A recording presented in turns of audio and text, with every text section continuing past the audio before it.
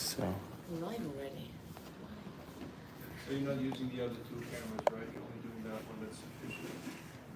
No fancy schmancy. No fancy schmancy.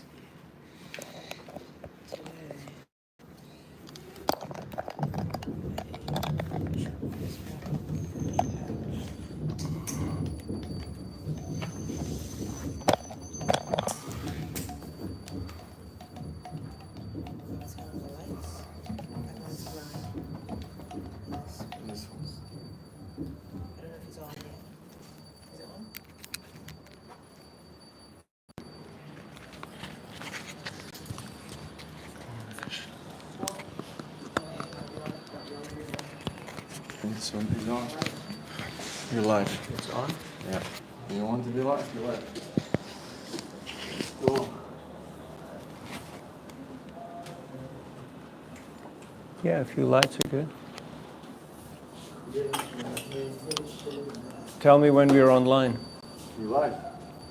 Live, NYC, Yeah. TV. Yeah. All right.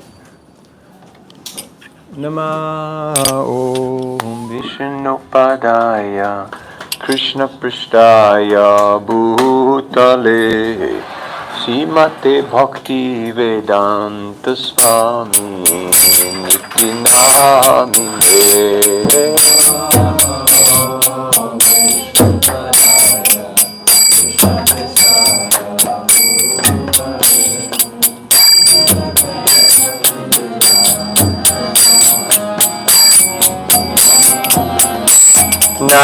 Namaste Saraswati Deve Gauravani Pracharine Nirvishesha Chandavali Paschatya Rishitarine.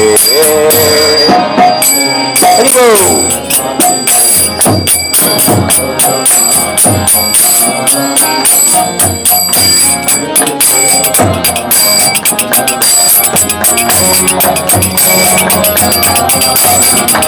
Jaya Shri Krishna Chaitanya Prabhu Nityananda Shri Advaita Radha Vasati Gaur Bhakta Vrinda.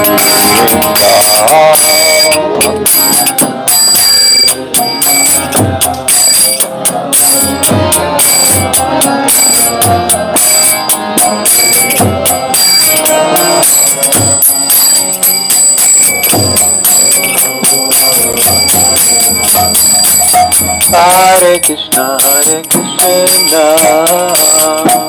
Krishna Krishna Hare Hare Hare Rama Rama Hare Hare.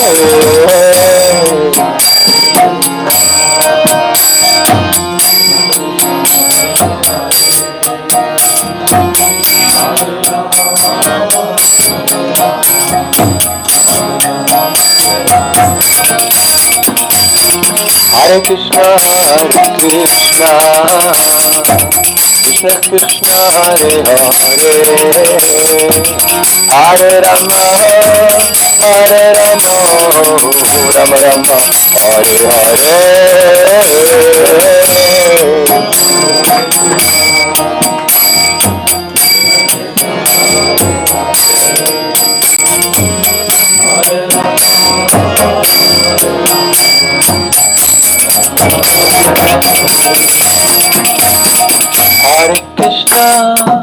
Hare Krishna, Krishna Krishna, Hare Hare, Hare Rama, Ram Ram, Hare Hare.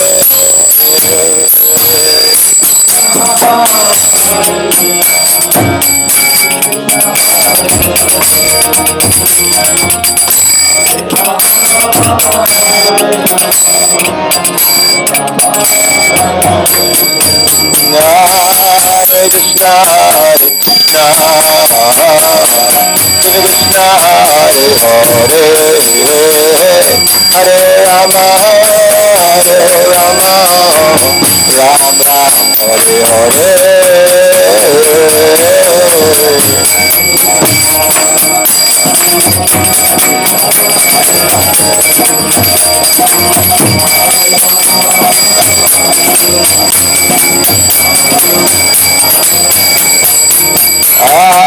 Hare Krishna, Hare Krishna, Krishna Hare Hare, Hare Rama, Hare Rama, Ram Ram, Hare Hare.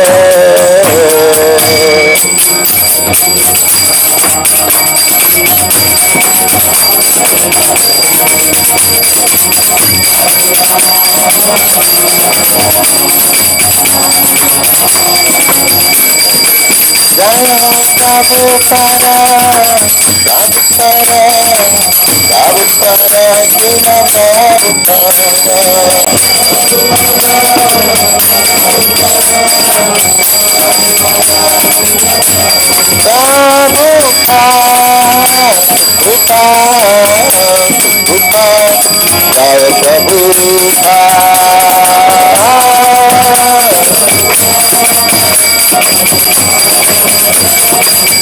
Jai Gaura Hari Bol, Hari Bol, Hari Bol, Jai Gaura Hari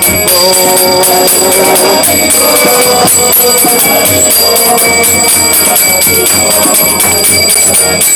Jai Gaura Hari Bol, Hari Bol, Hari Bol, Jai Gaura Hari Bol.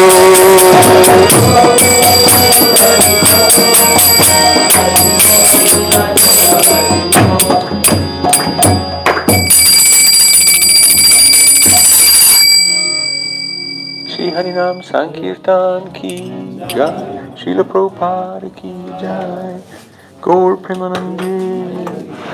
Om Ajnanatimanandasya Ginanjana Shalakaya Chakshurun Militam Jena Tasmai Sri Gurave Namah Sri Chaitanya Manobhishtam Stapitam Yena Bhutale Swayam Rupa Mayam Dadati Svapadantikam Jaya Sri Krishna Chaitanya Prabhu Nityananda Shri Advaita Gadadhar Shivasari Gaur Bhakta Vrinda Hare Krishna Krishna Krishna Hare Hare Hare Rama Rama Rama Hare Hare Mukam Karoti Vachalam Pangum Langaite Girim Yat Kripadamaham Vande Sri Guru Dinataranam Paramananda Madhavam Sri Chaitanya Ishwaram Vanchakalpatarubhyascha Kripasindubhyevacha Patitanam Pavanebhyo Vaishnavebhyo Namo Namaha. Hare Krishna.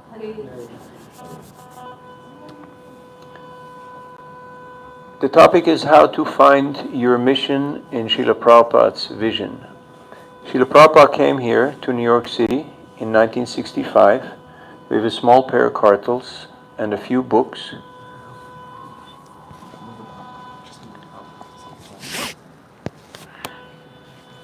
And the instruction of his spiritual master to spread Krishna consciousness in the English-speaking language.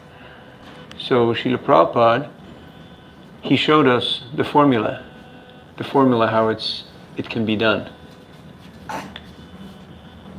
And the formula still works because the process is not temporary. It's the eternal process of parampara, as we heard recently.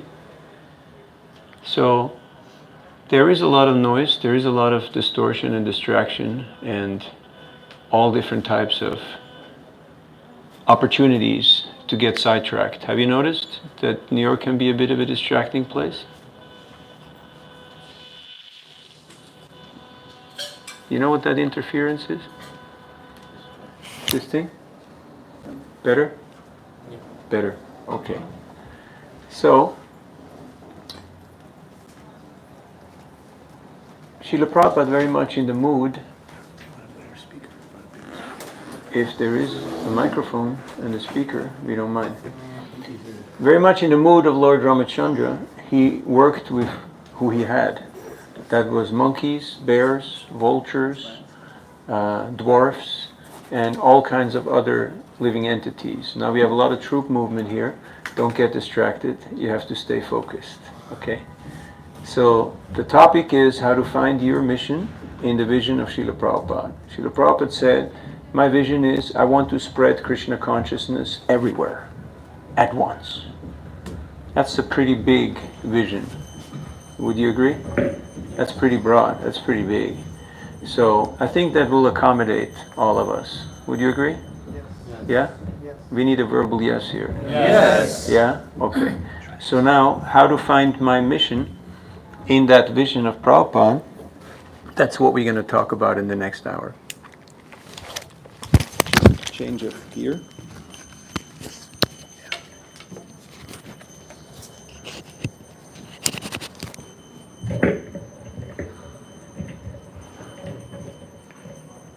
Hare Krishna, Hare Krishna. Better? Yes. Yes. But it's always good to bring your own, okay? Just in case. Because plan B has to be there. So Prabhupada came here and he tested the waters in Butler, Pennsylvania. Now, Butler is a small place. Not even the people in Pennsylvania know where Butler is. But Prabhupada was happy to start small. And Gopal and Sally, they arranged, Sally especially, she was arranging a few programs for him. He went to Slippery Rocks College and Professor Larson. He had a talk there at the college. And afterwards, Prabhupada asked him the question. You want to know how Prabhupada distributed books? You wanted to know how Prabhupada's formula was? Yeah. Well, his first set of books he distributed to Captain Pandey on the boat. He thanked him for all the hospitality. The captain had given him a private cabin, special rations for his meals, etc. So Prabhupada showed his gratitude and he gave him a set of Bhagavatams. And Captain Pandey gave him a donation of $20. And that was the first real money that Prabhupada had, with which he started here. So it all started with book distribution. Then he told Professor Larson that I have brought these books all the way from India for very special friends. So he offered him friendship. What do you think? Did Professor Larson accept Prabhupada's friendship? I think so. I think so, yes. Absolutely. Are people looking for friends? Yes. Are people doing outrageous and stupid and ridiculous things to get friends? Yeah. Yes. So if you sincerely offer somebody friendship, they will accept it. So don't go out there try to convert people. Would you like to be converted? We can initiate you right before lunch. No, people don't want to be converted. People don't want to be... But they like to be inspired. They like to have someone who actually shows their care by offering them friendship. So empathy is not a t-shirt or a slogan or a tattoo. It's actually the universal language that everybody speaks. Confirmed? Not mine. And it is helpful to learn that language because you will notice that you will meet people who, even though they may speak the same language, it's hard to reach them. Have you noticed how it's hard to reach people sometimes? Yeah. Yeah, so you have to use a different type of language, a different type of approach in order to reach them. We'll get there in a minute. I'll just talk a little bit about how Prabhupada reached people. Then when he came to New York, he placed his books in bookstores. About 5 or 7 stores would carry these 3 volumes of the Bhagavatam. And Prabhupada, every 15 days, he would go by these stores and restock the books and collect money. That's how he maintained. Did you read his diary in New York? Where he said like 25 cents for bananas and 15 cents for postage. And he did not take the bus, he walked because he didn't have the money. Sometimes he went to bed hungry because there was no money. So one lady in a bookstore, bookseller, she asked him, "Are you from India?" And he said, "Yeah." And she said, "I love India. I love Indian food." And he said, "What food do you like?" She said, "Samosa." So Prabhupada, the next time, he cooked samosa and brought her samosa. Why? Because friendship. Because she was part of his Sankirtan team. So you have a vision, you have a mission, you have a project. Many of you are young in life and in Krishna consciousness. So I'm sure this angst or this opportunity of, will I reach my full potential? Will I do something of magnitude? Will I do something that will make impact, that will make a difference? Has this crossed your mind? Yes. Or is it just me? Yes. We're not just here killing time till time kills us, right? We notice the difference of having a mission and having a vision. So then, how to deal with that? How to deal with that? You have to build a team. Like Prabhupada, he brought her samosas because she was his Sankirtan devotee. She was part of his Sankirtan team. So if you want to do big things, you have to create teams. You write that down on your mind map or on your whatever device it is. You take a screenshot, okay, build teams. But that means I have to be a team player. What does that mean? I have to pass the ball. I have to empower other people. I have to learn how to delegate. I have to learn how to build trust and rapport. And I have to learn how to appreciate others. That your success is my success because it's the team's success. And your struggle and your pain is my pain because it's the team's pain and the team's struggle. So that is something that we have to recognize. And it's hard, it's a new concept, especially here in the big bad city, where expediency and rising to the top is pretty much the norm, so to speak. But as I tell people here in New York, that if everybody keeps screwing everybody, no one's going to feel the love.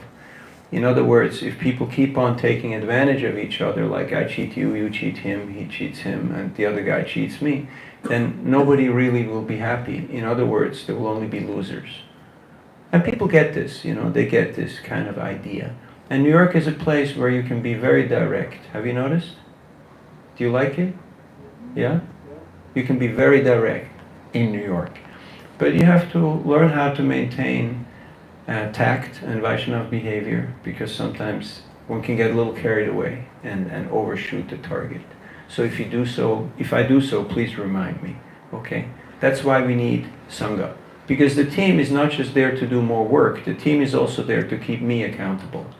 To keep me accountable to our tradition, to parampara. Because I'm not just here to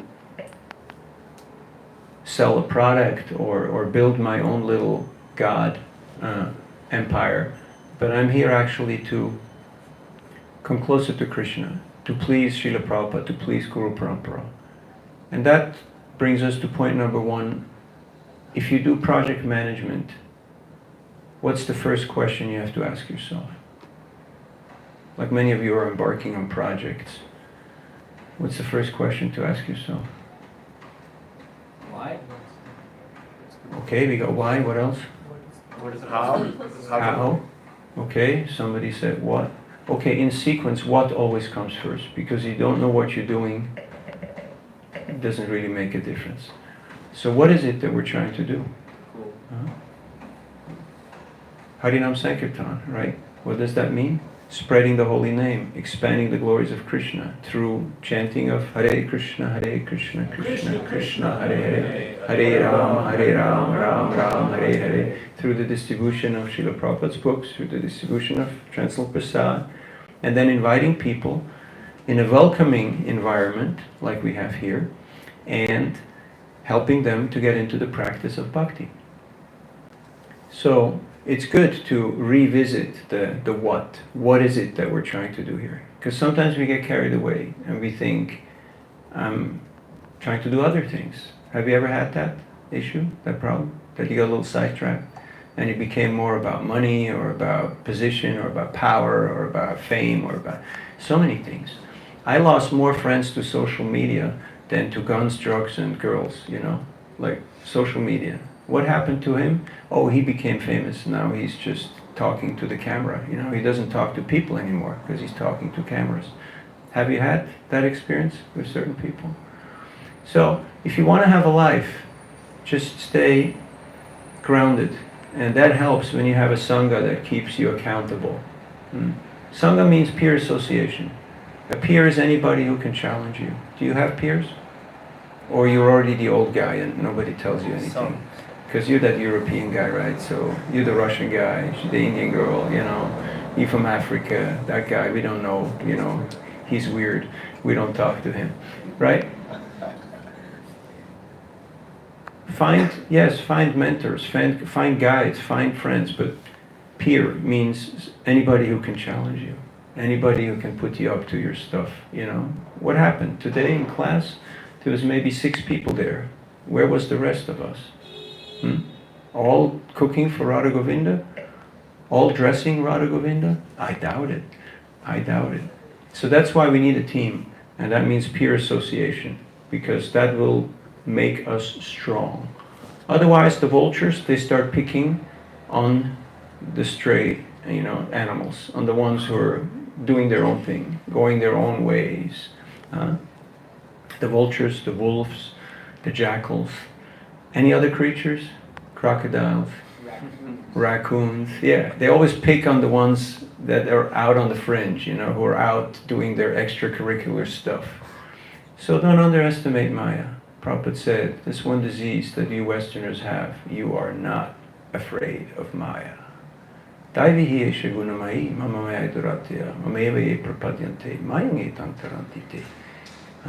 long does sex desire last? Forever. Forever, yes, exactly. There's no age for Maya. So, but of course, we're not here in fear-based religion. We want to see the positive, but it's still good to, you can't be naive, because naive gets you killed, especially in New York City. It's pretty aggressive. This city is marketing, everyone's recruiting, everyone's selling something. Have you noticed? And if you're not clear about the what is it that I'm trying to do, you will be sold on some idea, on something. By the way, the sun is always up there. It's us who feel a little jaded by the clouds and the rain.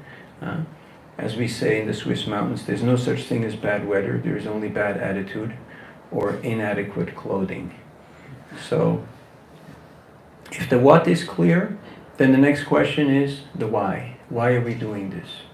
Why defines the motivation, the purpose. So, your homework for this week is write down the 108 reasons why you want to do Harinam Sankirtan. Does that sound like a good task? Yeah? Why not? Give me 300 words. It's only 2 pages, you know, not a big deal. Okay, start with your 5 burning reasons. What gets you out of bed? What keeps you up at night? In French it's called la raison d'être, the reason to be. Do you have something that's actually moving you forward? Or is it just breakfast, lunch, and dinner? Is it just getting by, just having a place to stay? After a while, all these external reasons are not good enough anymore. Because you can fulfill them in other ways. But you have to have a burning reason why you want to do what you're about to embark on. As we see in Prabhupada's life, there was plenty of reversals. He faced a lot of hardship, a lot of pushback from different sides. And it's good to read Prabhupada Lilamrita. How many of you have read the full Prabhupada Lilamrita? Okay, the others, please do so. Please get into it. It's really inspiring. Prabhupada crying alone in the wilderness in India, and then also here. And basically Prabhupada saw success in 73, 4, 5, 6, and 7, last 5 years of his life. But it was a struggle all the way. So, then the why is clear. You have your personal reasons why you're doing this. Not only, people will ask you sometimes, right, why are you doing this? You notice? Then you have to kind of communicate it in a way that's relatable to them. Your own mind also asks you sometimes why you're doing this. Have you had that? Do you have a mind?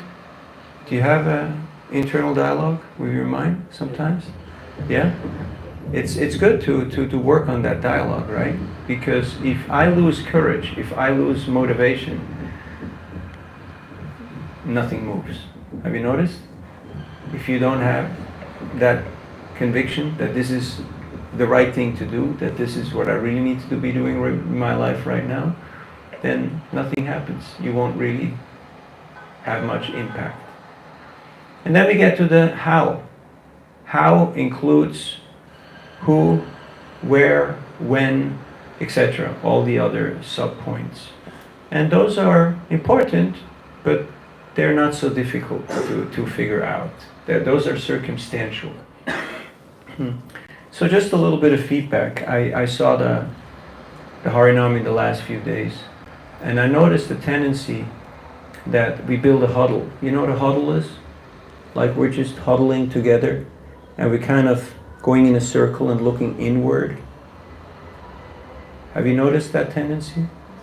And nobody actually projects and makes eye contact. Nobody really actually engages with the crowd. Nobody smiles. Nobody dances. The book table is empty.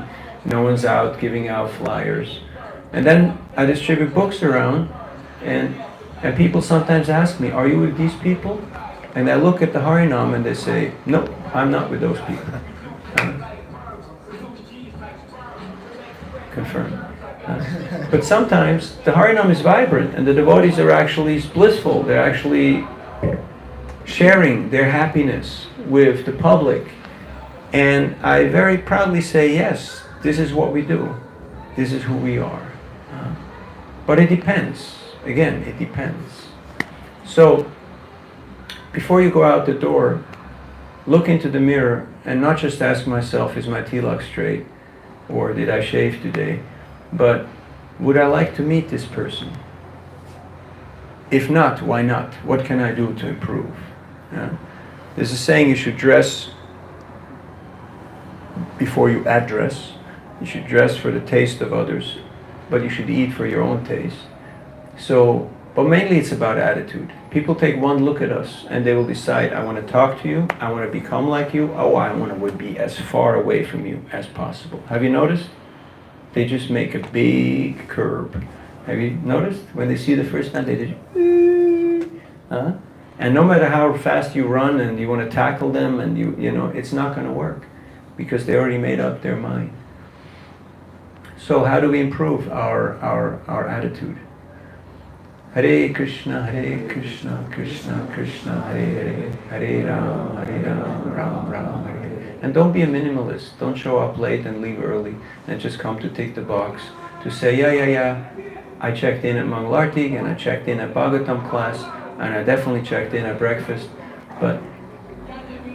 And I don't mind if you chant 108 rounds, but not your 16 rounds, okay? During class. So, chanting can always go on. Like these guys, they run their thing, 24/7. It never stops.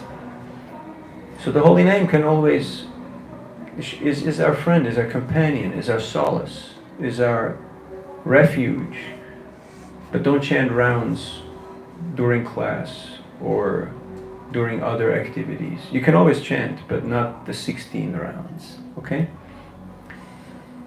You tell me if it's a little too direct, but people will notice our level of focus, our level of attention. And if you want to have impact, are we online? Are we good? So? Why? Because it's life or death situation. Have you noticed life or death situations when you do Harinam Sankirtan? That these peoples are a quarter inch from self-destruction. The vast majority, right? Quarter inch from self-destruction. They tried everything. Now they're just figuring out, should I kill myself immediately or should I do it in stages? That's pretty much the question that a lot of people are dealing with. Because the pain is so big. Till they hear the holy name, they see a smiling face, they see somebody who's actually there for them. People are not looking for transactional relationships, they're looking for transformational relationships. So don't just move the goods, but give people conscious attention. It's the greatest gift you can give anybody. One time we were in Rishikesh, and we brought usually a dozen friends up there, and we did chanting and dancing near the Lakshman Jhula, the bridge. And then when you chant in India, people join in, right? And then it becomes a mosh pit. And then the traffic couldn't pass anymore over the bridge, so it got blocked up from all the different sides. So people started honking from their scooters. And then they saw, this is India, this is impossible, it's not going to work. So what they do, they park their scooter and they join the Harinam. Right? They just get into it. And so it just became a big thing. And we had a a beggar, professional beggar, not a sadhu. He sat on the steps with his little cup and looking sad. And after 10 or 15 minutes of watching us, he decided it's not fun to be a beggar. And he picked up the cup, he put it in his kurta pocket, and he came and he joined the Harinam. And after a short while, he was dancing around very exuberantly. And then he started getting really excited and really flamboyant, like he was really showing off. Have you seen people like that? They're really working it. And then all of a sudden, he reached into his kurta pocket and he pulled out a wad of money. And he started waving it around. And then he started putting money into the pockets of all the devotees who were dancing. And he was showing everybody in the crowd, I'm not a beggar. I'm not a poor person. I'm a generous person. So that's what Harinam Sankirtan does. It transforms beggars into generous people. Fearful people into very Krishna conscious, secure people who are very much aware of what's going on. So this is the magic of the Sankirtan movement. We're here to experience the magic. Did you experience the magic in your life at some point? The lights went on and you were like, hey, this works, right? This is amazing. I want more of this. Samyak means complete. It also means congregational. It means everyone is involved. Can we involve everybody? Doesn't sound very convincing. Yes. No, but not that one, not the other one. No, that guy, I really don't like that guy. This one, no way. Prabhupada saw the deficiency, but he chose to see the potential. There was some pretty funky people who walked into that storefront on 26th Avenue. Some pretty wild creatures. But Prabhupada saw the potential rather than the deficiency. Can we see the potential in each other rather than the deficiency? Is that possible? Yes. It's an option, right? It's an option that we have every day. And yeah, I can say, it's not filled in, it's not really nicely done, and the sign on the restaurant in the middle is not straight. Have you noticed? The one on the left and on the right is straight, but the middle one is not, And the German or the Swiss or the Croatian in me freaks out, right? Or the builder in me says like, who did this? Huh? Well, like here, something is always making noise. So, or we can say, okay, it's the mature world. It's just part of the purification. So how to have impact? You have to allow Krishna to have impact on ourselves. Like, you have to have gravity, gravitas, like in martial arts. Remember martial arts? Bruce Lee, be like water? No? Way before your time, right? Just video games, just killing monsters. Okay, so you have to be well-grounded, well-rooted in your tradition. Like these martial arts guys, they were not big buff guys. They were skinny, short fellas. But they were very grounded and they were very conscious. So in a similar way, Srila Prabhupada, because he had full faith in Krishna and in the orders of his spiritual master. Shraddha Shakti Vishwas Kohe Sudrida Nishchoy Krishna Bhakti Kaila Sarva Karma Krita Hoy. If you have firm faith that Krishna's got my back, and it's Krishna's potency, Krishna Shakti Vinahitara Pravartin. I'm not running on my own strength here. We tell people, we're out here to share this with everybody. So why do we use the royal we? Any idea? Because it's not myself truly who is doing this. Just like a policeman, or a postal officer, or any government, any federal employee. Did you notice if you touch them, it's a federal offense? You can go and do jail time for that. So, we're not doing this on our own behalf. We're doing this on behalf of Guru Parampara. Now that brings empowerment, but that also brings responsibility, right? Because it means I can't just do and say anything, nilly-willy, whatever I want, right? Like if a cop goes into a bank and robs a bank, it's a very severe crime. Because they're doing it while they're pretending to be working for government. So we have to be careful that we don't get confused about what it is that we're trying to achieve here. Now, japa is really the key for having impact. Good japa. Do you chant your 16 rounds before breakfast? It's not a rhetorical question, you know, like it is a must. Okay, there are exceptions, but not 8 days a week. So you have to have a plan. And that means going to bed early, getting up early, and chanting good rounds. Are you reading Prabhupada's books? Prabhupada said, I only have one complaint, that my students are not reading my books enough. People will ask you, what does it say in that book? What does it say there about the banyan tree? Have you heard the banyan tree? Urdhva mula madashakam ashvatam prauravyayam parnani yastam veda saveda. But if you haven't heard that one, then you go like, banyan tree? Botany? No, it's the Bhagavad Gita. But yes, banyan tree, it's right in there. So, you may not know everything, but you have to have an idea. So keep reading every day. Do you have an active reading program? Like we have an active eating program, we have an active sleeping program. Do you have an active reading program? If you read one verse a day, the Gita will take you 2 years. The Bhagavatam will take you 46 years. You can still do it, but you got to start today. If you read 2 hours a day, you can read all the books in 2 years. It's doable, right? How much time on the phone? How much time on the computer? How much time spacing out, talking, you know, whatever. So use your time wisely. Prabhupada was very meticulous how he lived his life. He was very focused. So he had a lot of impact. There's a lot of don'ts, but I'd rather focus on the do's because it's more powerful. Work with the positivity. The negative thing will take care of its own, okay? Work with the positive. Work on the positive. I see right now that there's a lot of people who are eager for mic time. So I declare, I make a declaration, free microphones for everybody, okay? Get yourself one of these, all right? Keep it next to you and tell your mind, okay, I got enough mic time. I'm close to the mic. It's not about how much mic time you have or how loud you speak.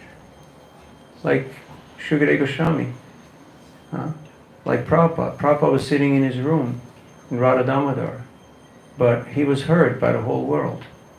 Why? Because he saw himself as an instrument, as a conduit of Krishna's message. He was not there on his own behalf. He was doing it on behalf of Krishna. So, just witnessing the Harinam, it didn't look that attractive, honestly speaking, because it was quite closed. It was a closed circle. Okay, the weather was not good, this, that, the other thing, we're tired. There's always these extenuating circumstances, right? But there's got to be somebody who has the eye on this. And I'm not just talking about, Nata Bar Ramroy, but we should all be able to take some of that role and say, okay, we got to open up. We have to actually engage. Why is nobody at the book table? Why is no one going out to talk to people? There are people who stand there and look at you, smile, but nobody talks to them. Okay, maybe somebody lifts a shaker and goes like, maybe, perhaps, would you want to hold that? So don't limit yourself. Don't limit yourself. Prabhupada, he wrote the books, he published the books, he distributed them, he did the kirtan, he cooked, he served, he trained the devotees, he did everything. And so did all our acharyas. So please take this opportunity and don't see things as separate. Bhayam dvitiya vinivesha tasyat ishat apitasya viparya smritihi. That fear arises when we see things as separate from Krishna. Have you ever been fearful? What if I miss this exam? What if I miss the flight? What if I miss the boat? What if they don't accept me? But once I know that Krishna loves me, Krishna accepts me, and Krishna in fact empowers me, it becomes much more friendly. It becomes much more exciting. So, now we get to the point. This was just the warm-up.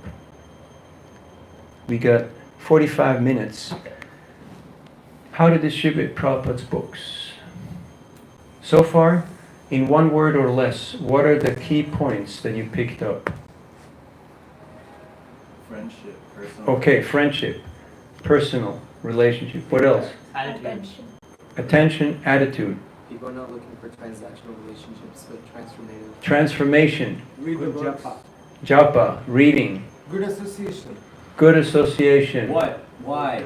the why, Focus. focus, Reading. reading, yes, Team. Peer association. team, peer, Sadhana. sadhana,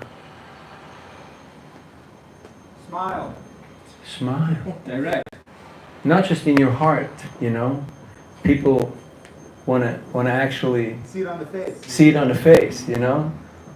The Chinese have a saying that if you don't have a smiling face, don't open a restaurant or a store. Because people may be hungry, but they look in and they go like, nah, I'm going somewhere else. What else? Firm faith in Krishna. Firm faith in Krishna. Yes, Nishtha. Reading program. Reading program, you have to have a program. It's not like, yeah, if I got nothing else to do, you know, then I'll do that. How? Non-separate.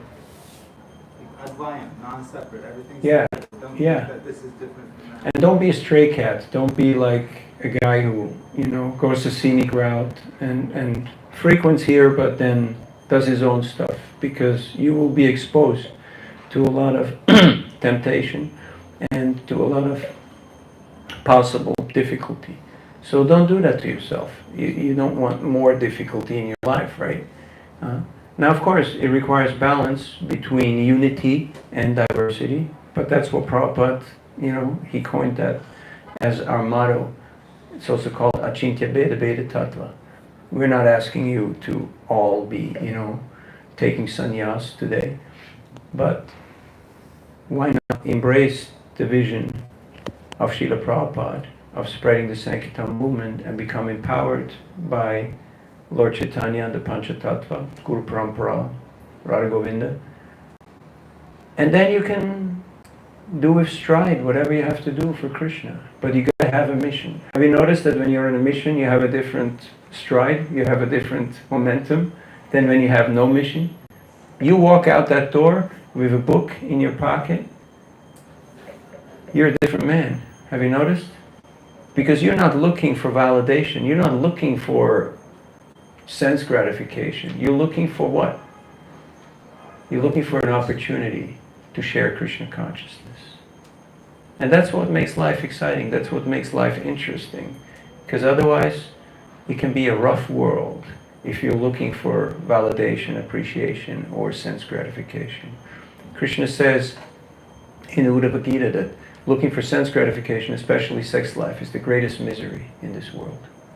Have you seen people who are suffering from that misery? Of all age groups, of all orientations and genders and interests, miserably suffering. Sometimes their whole life.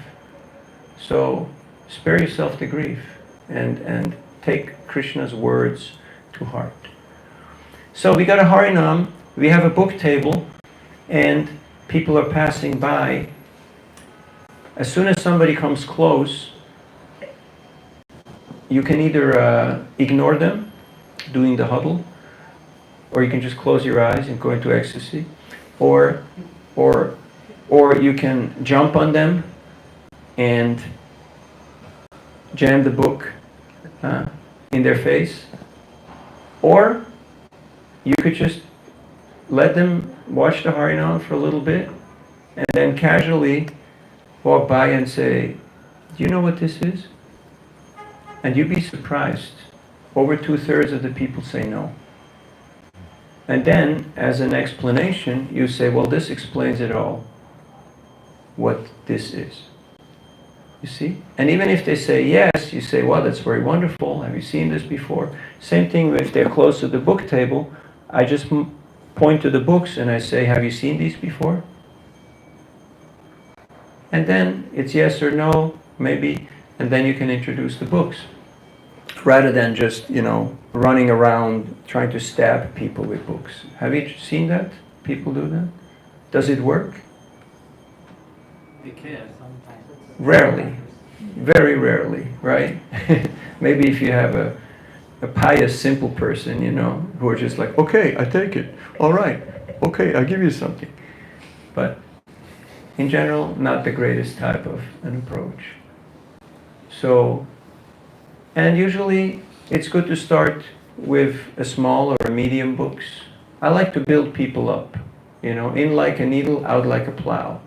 I've seen plenty of people running around with Saptarishis, with 7 stacks of 7 books and throw them in people's laps and trying to extort $50 and then getting refused, rejected, ignored, and then running up to the next person. And maybe every 20, 30, or 50 people, somebody takes a step. But I'd rather give something to everybody. Do you think that's a good motto? Trying to give something to everybody? You can give everybody a smile, you can give everybody some kind words, you can give everybody the feeling that, hey, I would like to meet these people again. Can you do that? That's our mission.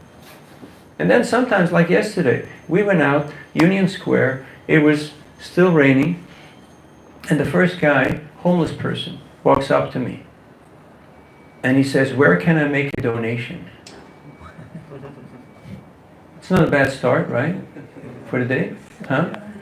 And he held something in his hand, and I held my hand there, and he opened it up, and he dropped $10 in my hand.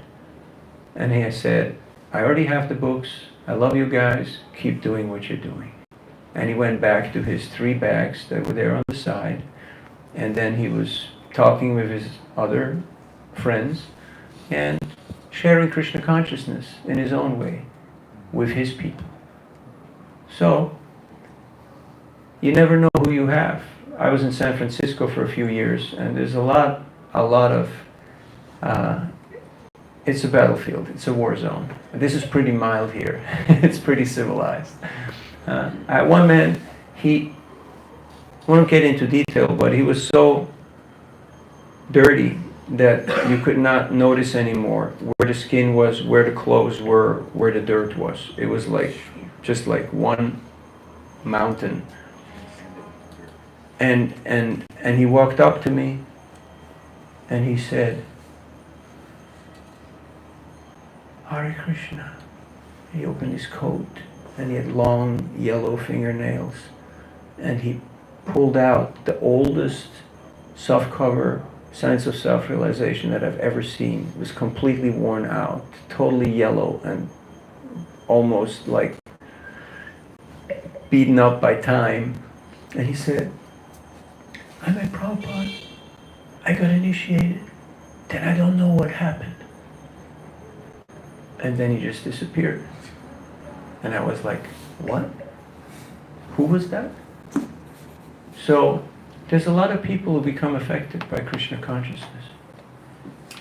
So we should be there to keep the conversation going.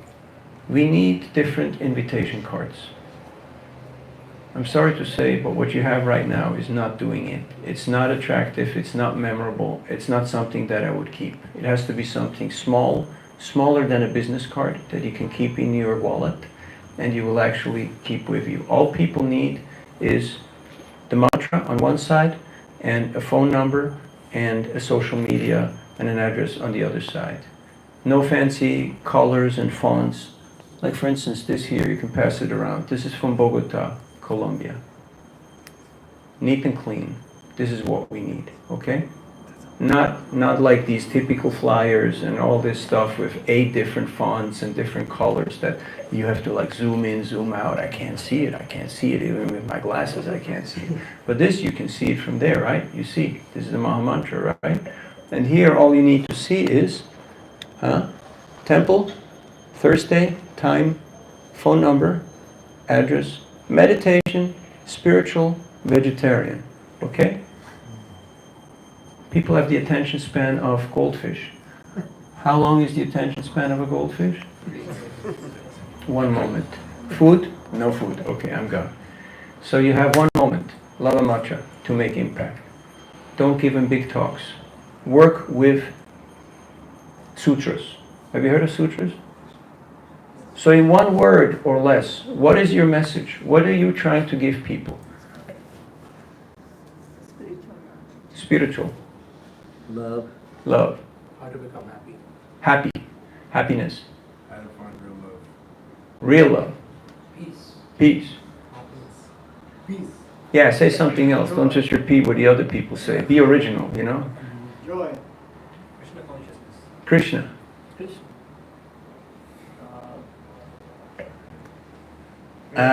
Real knowledge. Knowledge. Selflessness. Selfless. Freedom from anxiety. Freedom. Joy. Joy. Fearlessness. Fearlessness. Purpose. Purpose. Relief. Relief. Peace. Meaning, Community. Friendship. Connection. What's the connection? Connection. Plan B. Come on. Ecstasy. Ecstasy. Yeah. That's still self. All this is good stuff. These are your punchlines, okay? These are your keywords. These are your sutras. You work with that. Forget about, the 5-minute, the 15-minute, the 45-minute presentation. This is New York. You know how much parking costs? Walk over there. You know how much it costs people if they miss the train?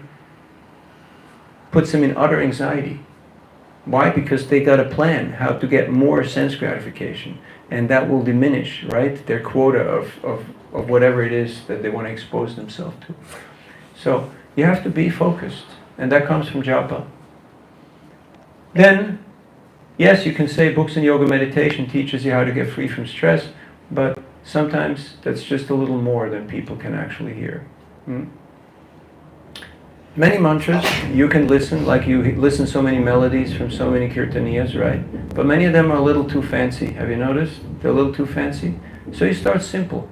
You start simple. And then you can build up. You build up your own repertoire.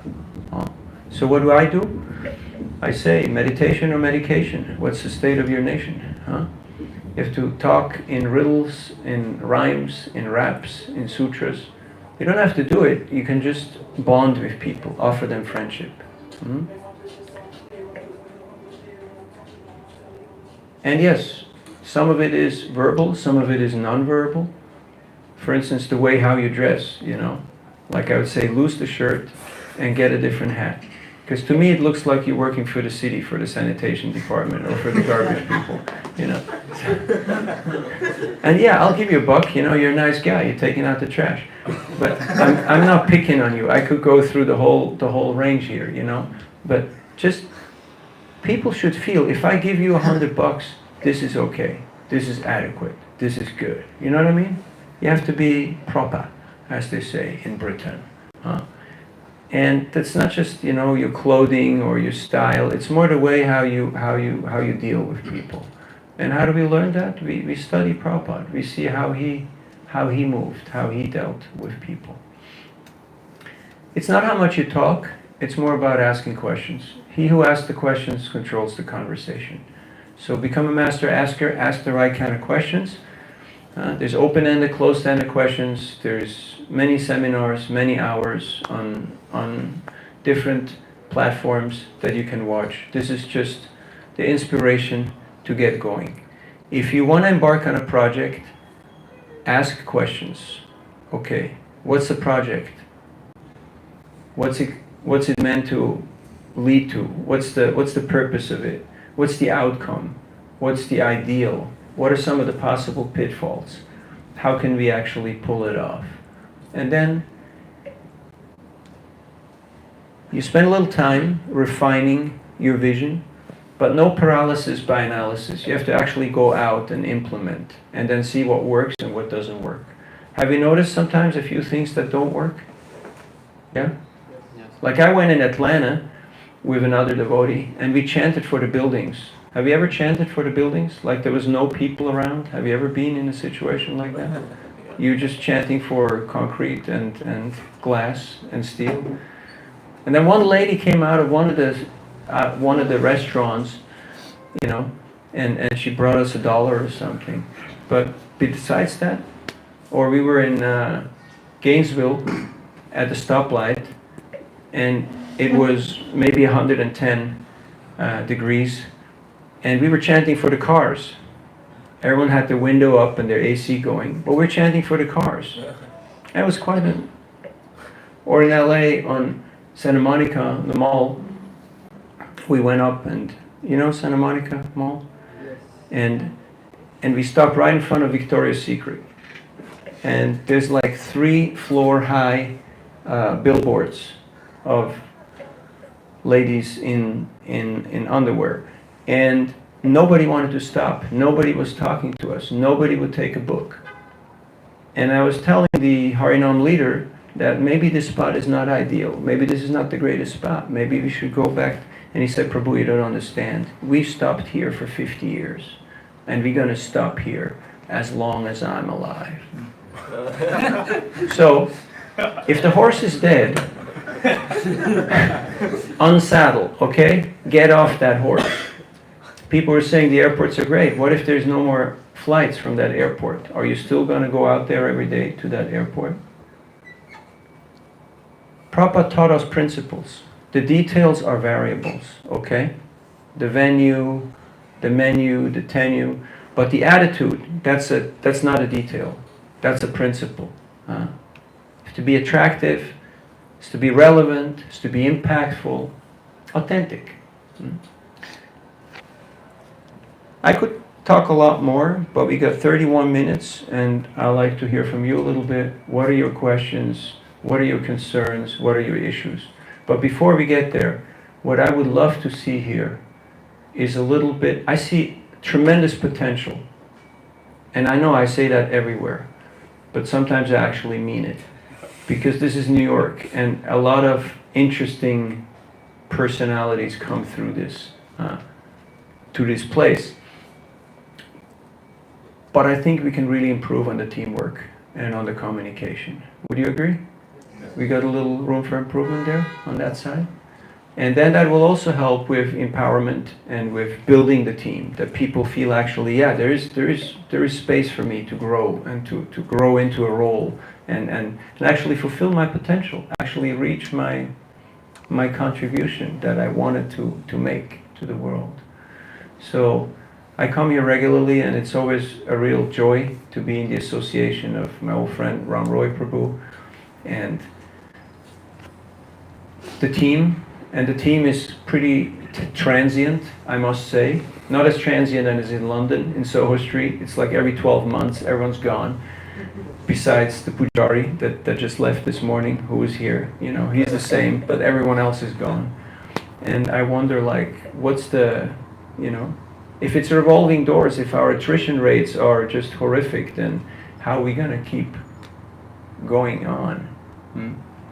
We need to at least train the next generation before we move on, okay? So that should be our motto. We're only here as long till we train the next generation. Are you thinking of training the next generation? What if nobody trained us? Huh?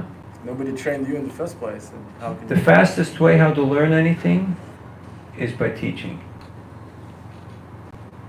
Have you noticed? Because people will start asking you all sorts of questions. And then you have to dig a little deeper and go back into the books and actually internalize and ask myself the questions, why am I doing what am I doing? What is really my mission here? So if you want to learn something fast, start teaching.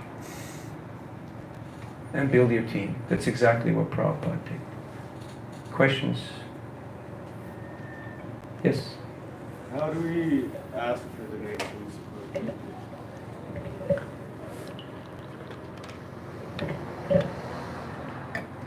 I love it. This is New York. You get straight to the jugular, right? Show me the money. There's different ways. You can tell them we don't sell these like in stores. We just accept donations. Or if you're monks, we accept charity. Can you help out? And believe it or not, more than 50% will say, sure. What can I give you? I had a girl from Albania yesterday. Have you heard of Albania? Of course. Yeah.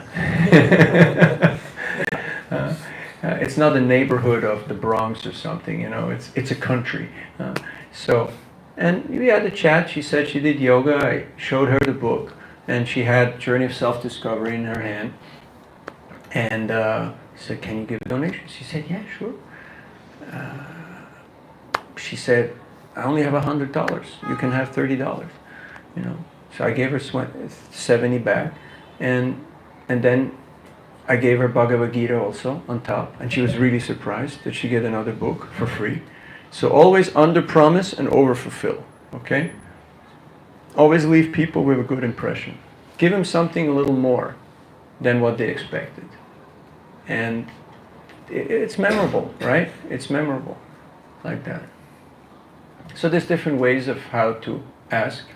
You can say, we just get contributions for the printing, or we're traveling monks, or this helps us sustain our program out here, we're sharing the knowledge, we're doing this. And people want to be part of something. Have you noticed? They watch the musicians, they watch the people, they go to shows, and they're happy to contribute. Why? Because they want to be part of that thing. That's their way of being part of it. Yes? Sometimes I'll load people up too quickly. I'll give them like a Bhagavatam and a Gita and something else, and then they'll be super excited, and then it's like, oh, I've only got $5. And I'm like, oh, you know, do we take back, or do we just load them up small to start, or what do you? Yeah, small. Be a little slower on the build up, you know. Don't immediately jump in with the big thing and then, oh, by the way, I got this perfection of yoga for you, you know. And yeah, let me hold these other ones. Bye, you know. That's called a downer, you know. You give them the downgrade. You're just being downgraded to. There's nice ways how to do it. You can ask them, which one would you like to keep, huh?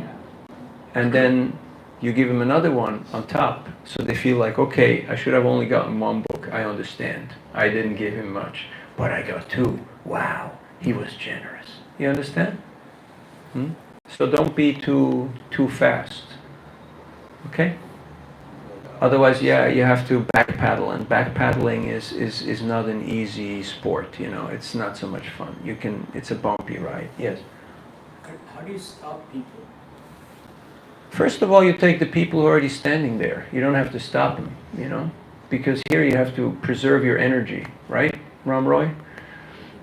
You have to preserve energy, because as you're passing the 25-year mark, or especially the 35 or the 55-year mark, you notice that you may not have all the gas in the tank to go to Alaska and back. So you just take the people who are standing, the people who are a bit slower, the people who are smiling, who are looking. You look for the right fruits.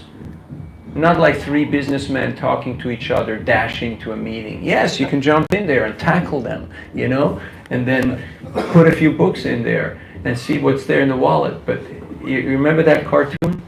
Yeah? But just look, be perceptive. That's why being in the most busy spot is sometimes not the best way. That's why subways are really tough sometimes. So you have to really take that moment of surprise. People come around the corner and you say, hey, and they say, hey, and then you give them the book. But if they see you from 50 meters, you know, or 100 yards, then they go like, okay, I'm not going to talk to that guy because I have a train to catch and things to do. Or, oh, 10 people already said no, so I'll also say no. So if you're in an area where people see you, then turn around. Have you noticed that when you turn around, the world looks completely different? Turn around. The world looks different, right? And sometimes that's all it takes to change your mindset. So keep moving, don't get into a rut, don't get, you know, repetitive. And of course, the first thing you do is keep chanting, keep the mantra going, and Krishna will send you a ton of nice people.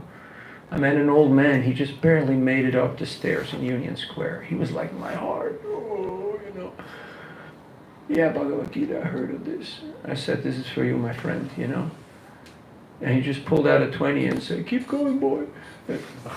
And he went off, you know. These were his last words. There was a devotee, he went door to door, you know, an old lady. opened the door, handed her the book, and she just fell straight on her face. She just boom went down. That was it. What an auspicious departure, right? So, humor aside, eye contact, communication, but it's mostly Krishna who will guide you, who to approach.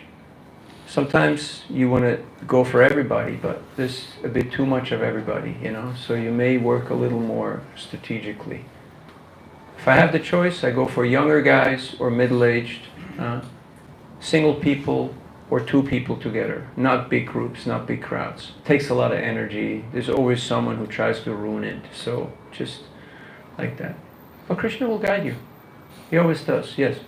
How do you, sometimes it's hard to keep track of which devotees already asked somebody for a book when they walk past, and then asking them again gives a bad impression, so how do you keep track of that? Just immediately, as soon as you say hi, you see the response. So you have to be perceptive. You have to be perceptive. And also, you should, work strategically so not everybody's just jumping on the same people. So you have a bit of you work the whole area, not just one spot. And let people see the Harinam. And then, periodically, you can go up to people, but after they have chanted a little bit and seen the Harinam. Few will come to the book table, but you can also call them over, you can be there, you can hand things out, like that. But it's got to be somebody at the book table. Okay? Yes? How do you have to warm up, get to know someone, ask questions, kind of like let them know you're a human and you care. How do you do that process and get to the point where you just show them the book without them feeling rushed? That process is a few moments, There's a few moments. Is a smile, is a eye contact, is a word, fist bump, and then you slow them down, and then immediately, introduce. Doesn't take long. Yes, I have a similar question. How to break the ice initially, because I struggle with that. Like how to make a eye contact first and then.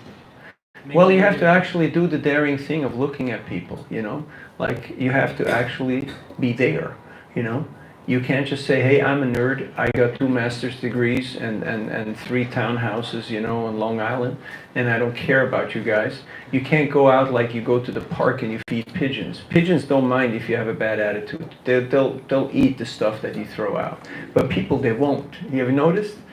Because they can sense your attitude. You see why Prabhupada was so successful? He didn't have a superiority or an inferiority complex.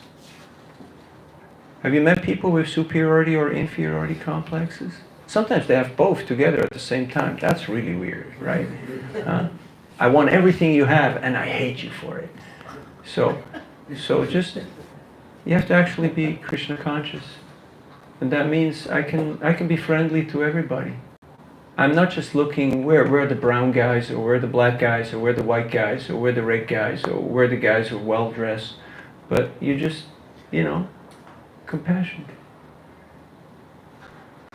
Yes?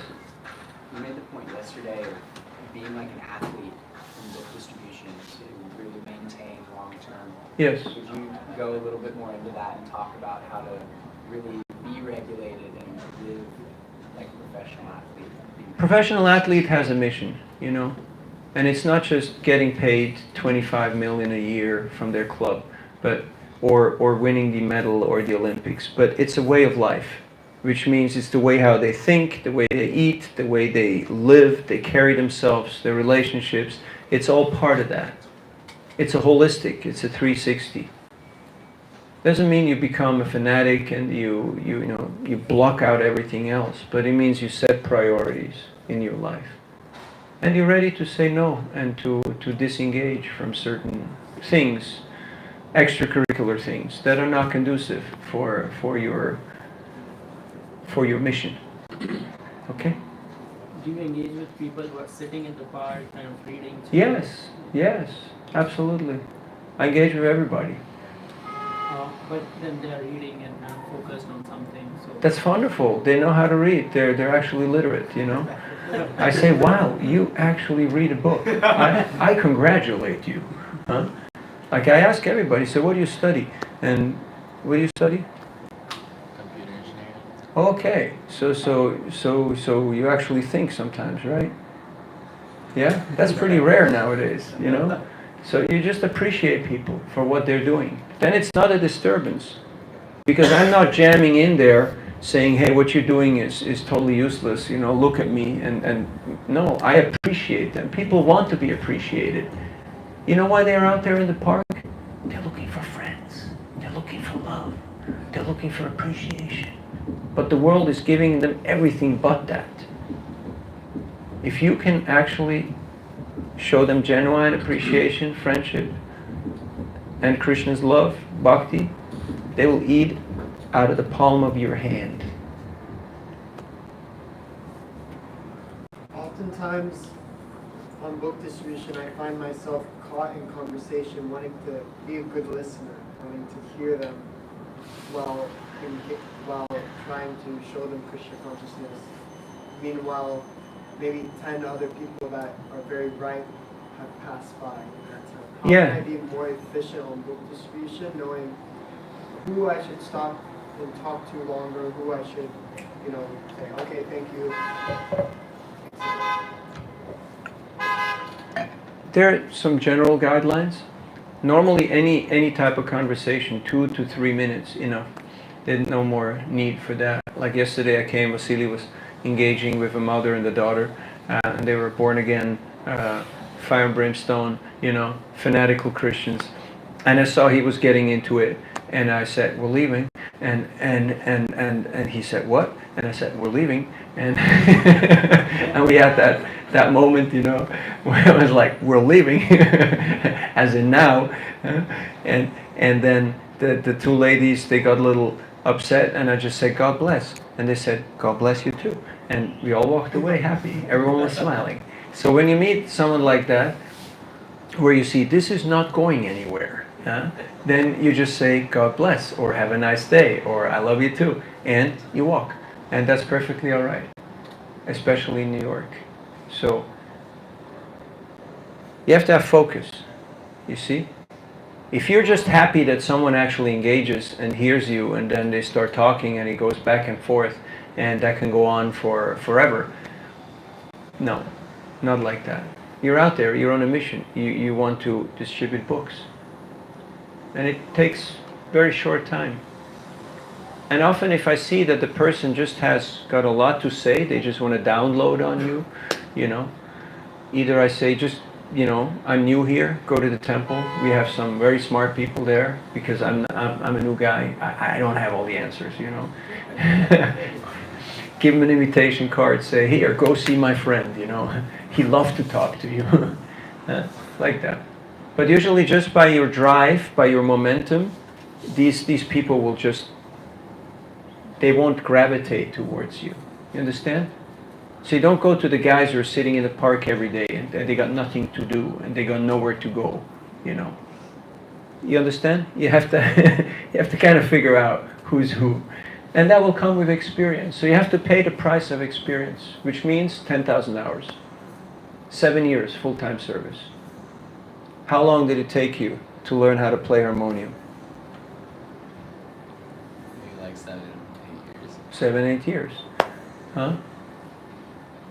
That's about normal, right? 7, 8 years.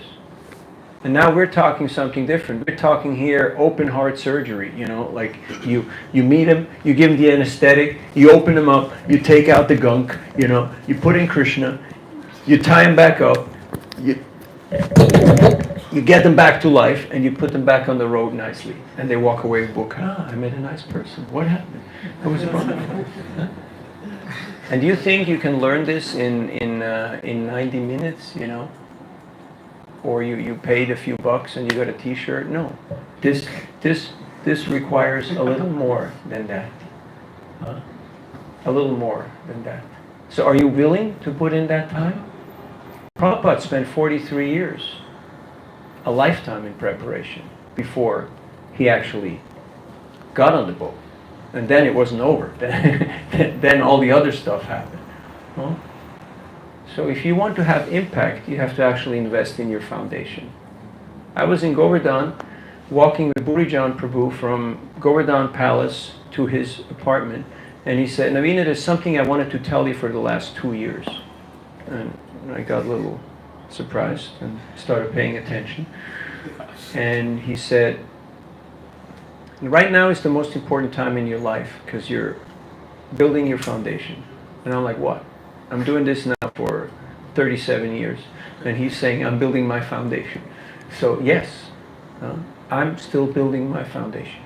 Because whatever you do right now will determine what's going to come. If you don't have a strong foundation, nothing will stick. That's why if you try to jump into the kunjas and try to get higher and higher and higher, but you have no actual grounding, you won't be able to contextualize, you won't be able to process all of this. So we have to have a strong foundation. Would you agree? Yes. Yes or yes? Yes. Please say yes. Yes. Thank you. Thank you. Very nice.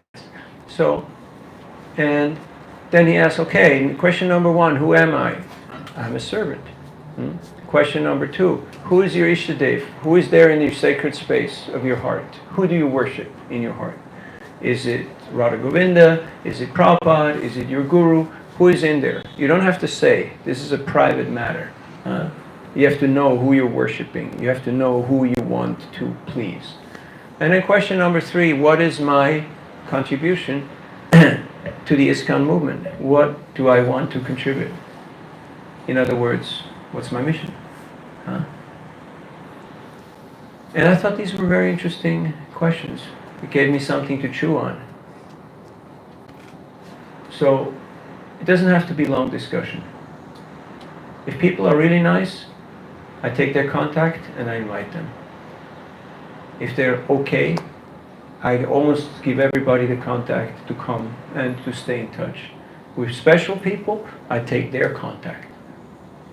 And then 2 days later, I text them and I say, hey, Joe, it was really nice seeing you. I hope you liked the book. Thanks for your sincerity and your generosity.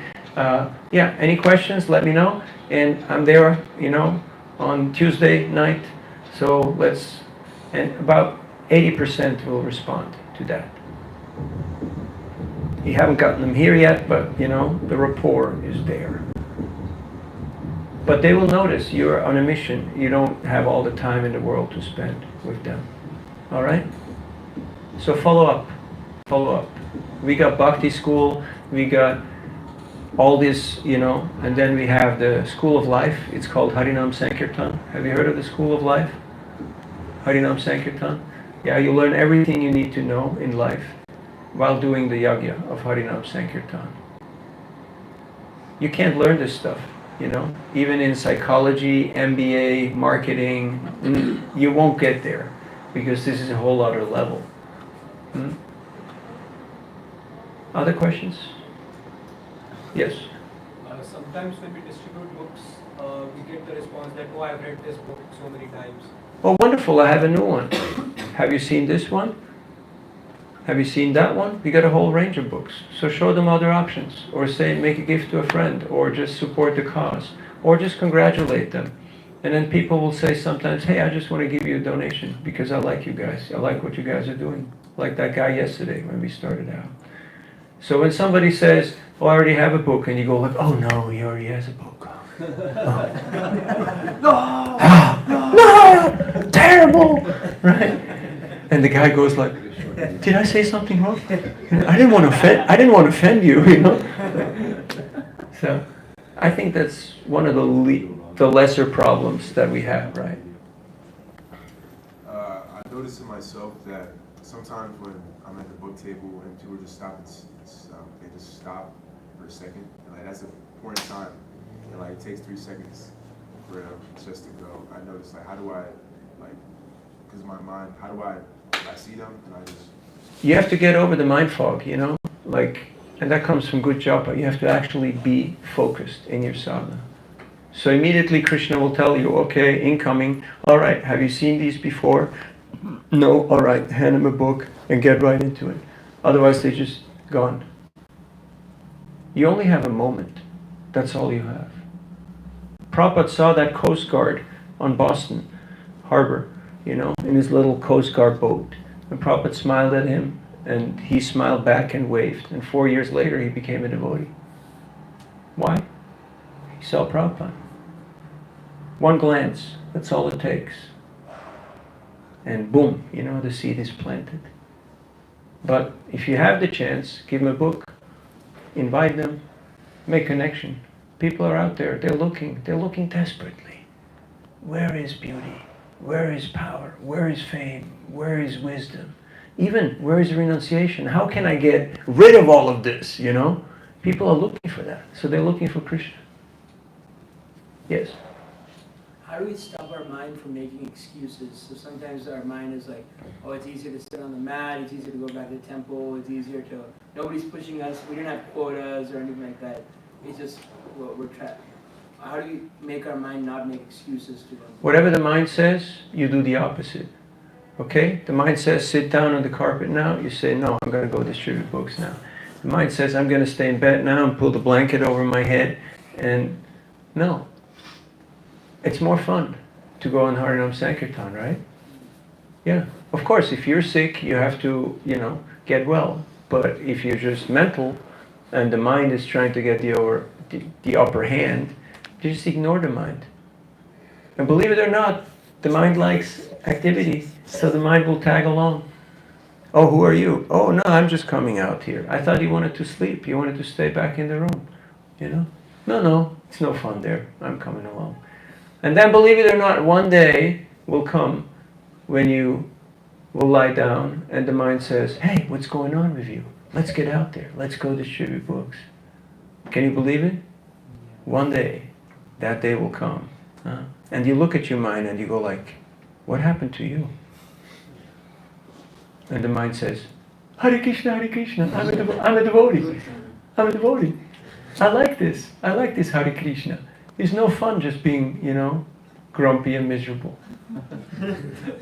Believe it or not, even the mind will actually see the benefit of Krishna consciousness. But don't hold your breath. So, good association, having peers, also having an authority structure. There has to be somebody who is accountable and who takes care of other people and helps them lovingly to do the right thing. Not that we have big gaps and everyone is just very spaced out. Yes? How do we deal with people who already have firm faith in what they believe, saying? You just wish them well. You just appreciate them and wish them well. That's all you can do. That's all it takes. And believe it or not, they will appreciate you right back. There's sincere people in every demographic. And many also will. Yesterday I had that family, that Colorado, yeah.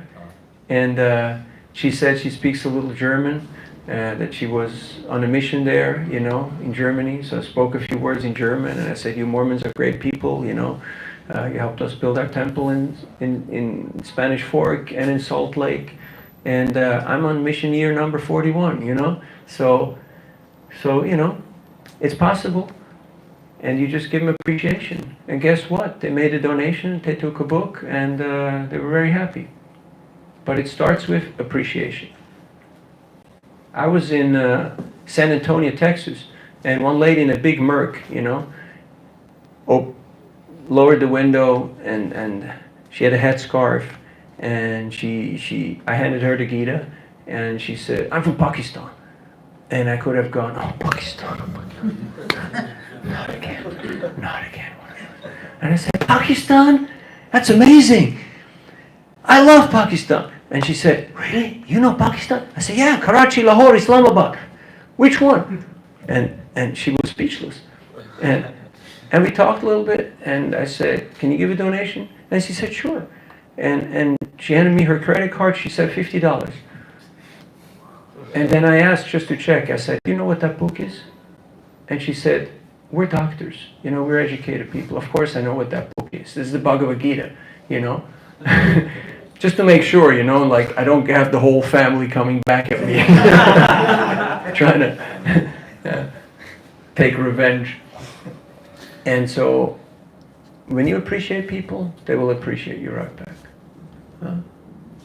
Learn a few languages, but the universal language is empathy. It's Krishna consciousness. And everyone can resonate with that.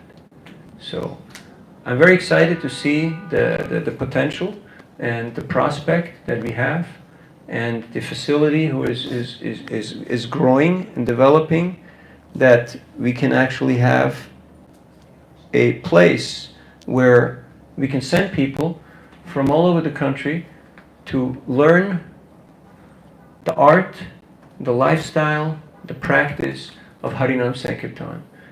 To not just do your own thing, but to be part of a mission, to be part of something bigger. And if you do that for a few years, guaranteed, money back guarantee from this seminar, you can do anything in this world. I have friends who went out after years and years of Harinam and book distribution, and they make $250,000 in their first year. Easy, easy. Why? Because you've learned everything that there is to learn. And you also learned on what's really important, what's really valuable. And that is pleasing Guru and Krishna. But the Yuga Dharma is Sankirtan, and it is a team sport. It's not me against the rest of the galaxy. And I don't care who your Diksha Gurus are, because I respect and love them all. But we're on the same team. So, and don't get lost in the forest, in the extracurricular, in the hi-fi, Wi-Fi, in the so-called more esoteric or more advanced stuff. If you read Chaitanya Charitamrita, it's all there. It's all there. And they're all working together to please Lord Chaitanya by Harinam Sankirtan. And then you'll have that darshan, Prem Sankirtan darshan, which is, they saw Lord Chaitanya dancing in all the 7 kirtan groups simultaneously. What a darshan. Can you imagine? You see 7 Lord Chaitanyas? Now that's ecstasy. Would you agree? That's quite some ecstasy. Huh? But that was only revealed to those who had that inclusive, that teamwork vision. The majority of the people thought, he's only dancing in my group. Huh? My guru, my project, my zone, my score. No. I don't care how many books you distributed individually or how many great kirtans you led. I care about what's the impact of the team. Right now we have good potential, but we don't have that much impact because we need to improve our team dynamics. And that requires everybody, because the chain is as strong as its weakest link. So thank you for taking part in this Hare Krishna experiment, this Harinam Sankirtan venture. It is the Yuga Dharma, Param Vijayate Sri Krishna Sankirtan. Mahaprabhu already declared it. It is a success. The only question is, will I be part of that success? Well, everybody has to answer that question for themselves. Last one. You said we can improve on our communication. Yes. How? One of my mentors told me this spring in Mayapur, after we had a good chat, and I asked him the same question. He said, listen as well as you speak. People are not looking for smartness, they're looking for hardness. So listen as well as you speak. And the bonus one, you had? It's pretty much the same thing. Every department supports every other department. Yeah. How do we, and I've had the problem of getting tunnel vision. How do we work together as one unit, regardless of what we're doing, so that we enhance the... Have you seen those guys on the basketball court down there? Huh? You have to be able to do the blind pass, because the guy's there. He's there, because that's where he's supposed to be. And he's going to score. I can't score, because I got 2 guys blocking me here. Huh? Like you're at the reception. You just have to pass the ball to the other guys, because you have to stay there. If you start running around the building trying to chase down loose ends, right, then no one's there. And you know what happens when no one's at reception? You know what happens when no one's at reception. It's game over, right? It's technical foul, like the door rings and people start bashing and people start taking stuff. So you can't leave your position, but you're not the guy who's going to score. You have to pass the ball and set other people up. Are you cool with that? All good, right? And then there has to be systems of communication where we're not offended that, oh, he told me that my invitation card sucks, or that I have to, get a shave and get a new hat. But that people are actually, hey, somebody who criticizes me is my friend. The opposite of love is not hate, it's indifference. It's people who just ignore you. If somebody actually cares about you, they still tell you stuff. Otherwise, they just write you off. They just say, landfill, or, dog food, or whatever. They may not say or think anything.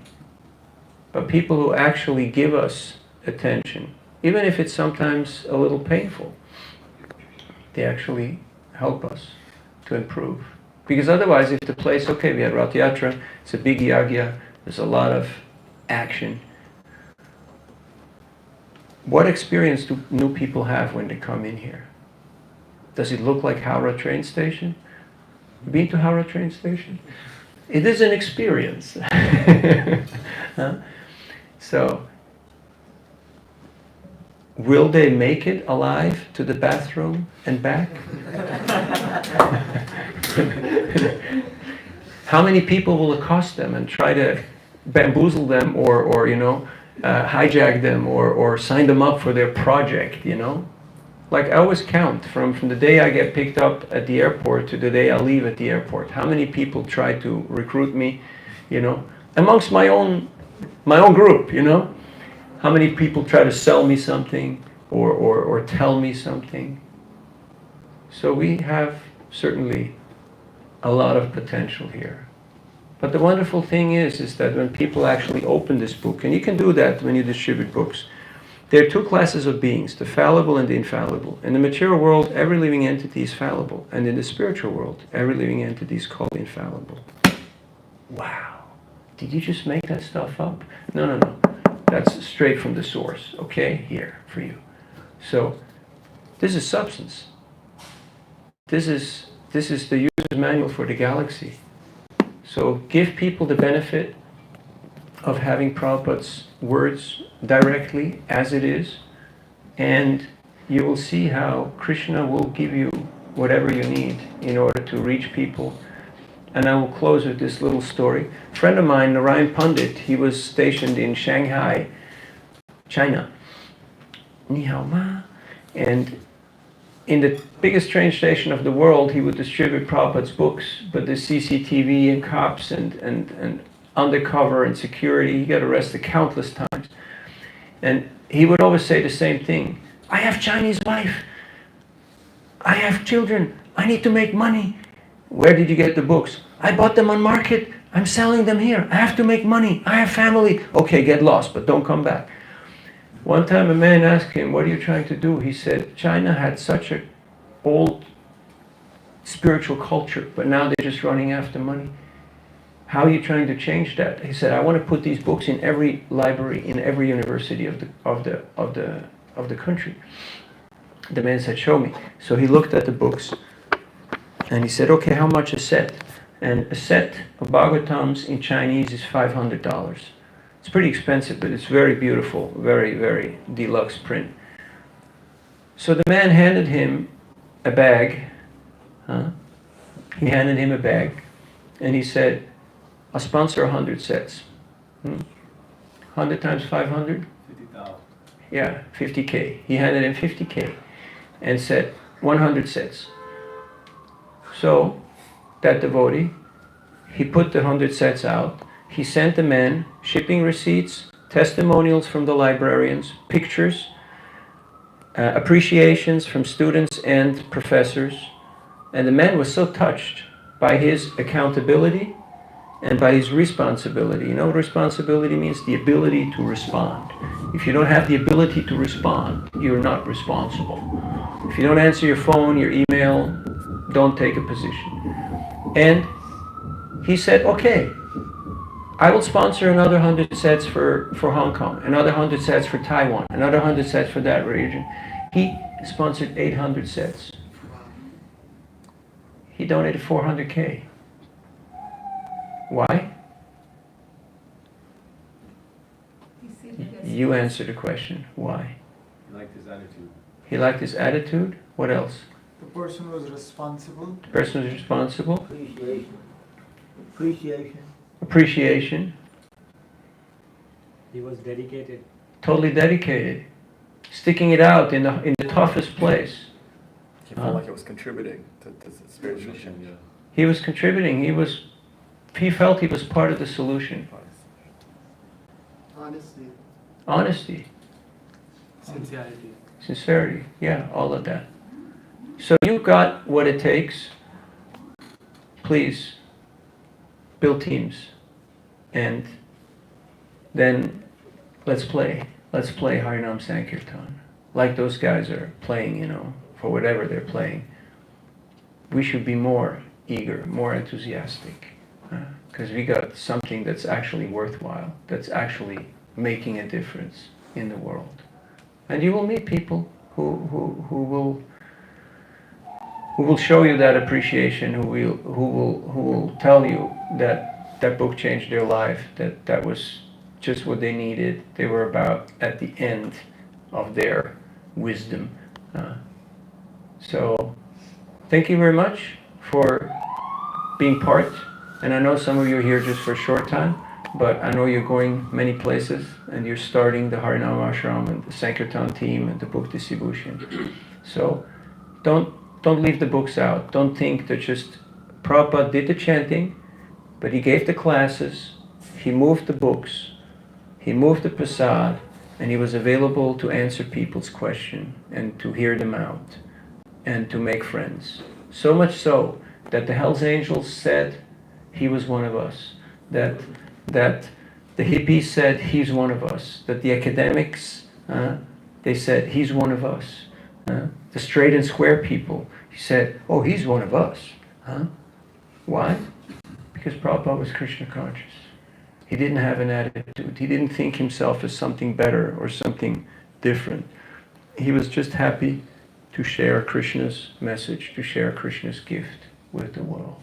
And because Prabhupada wasn't in it for himself, Prabhupada wanted to make Krishna famous, Krishna made it his business to make Prabhupada famous.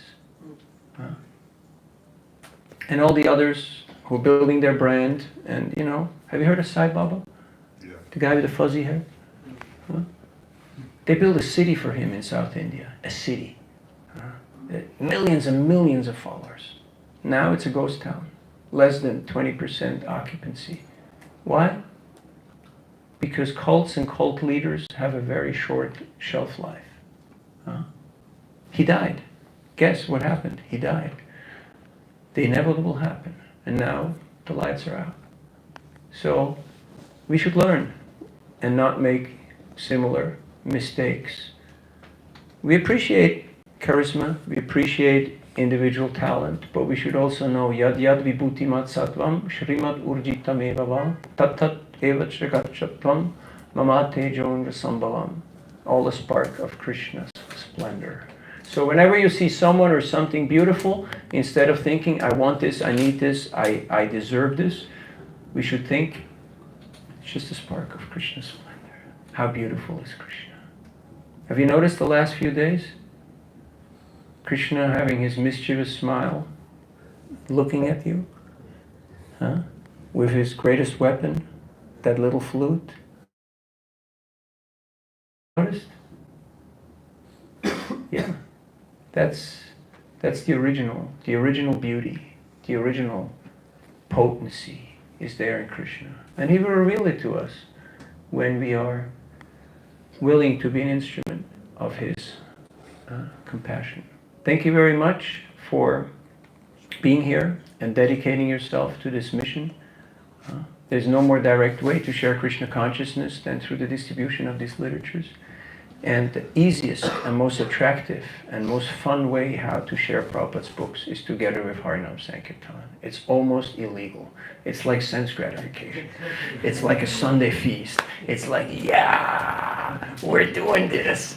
And people actually get it. People actually get it. Have you noticed? They actually get it when they see a bunch of happy people. But we have to be the happy Harrys, not the depressed or melancholic. In our heart of hearts, we can be, whichever mood, whichever rasa you have. But Thank you very much. All goes to Srila Prabhupada. Harinam Sankirtan ki jai. Srila Prabhupada ki jai. Gaur Bhakta Vrinda ki jai. Tonight at 6:30 to 8 we have Prabhupada night in 26 2nd Avenue. So we're going to talk a few Prabhupada stories. If anyone is free. I know you're on a clock, but it's just to put it out there. And tomorrow's Bhagavatam class. You heard of Bhagavatam class, right? Yes. Yeah. We still do that sometimes. Navina Nirada Prabhu ki. Gaur Bhakta Vrinda ki. Srila Prabhupada ki jai. Vanchakalpatarubhyascha kripa sindhubhyeva cha patitanam pavanebhyo vaishnavebhyo namo namaha.